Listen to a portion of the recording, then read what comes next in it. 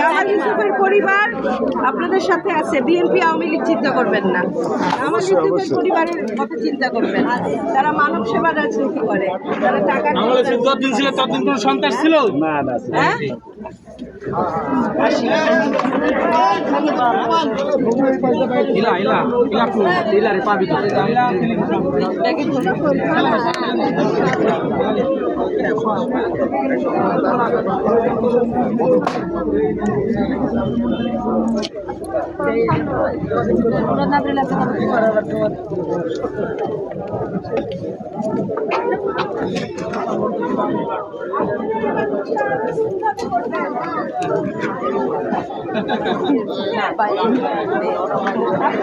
কেউ ডাকলে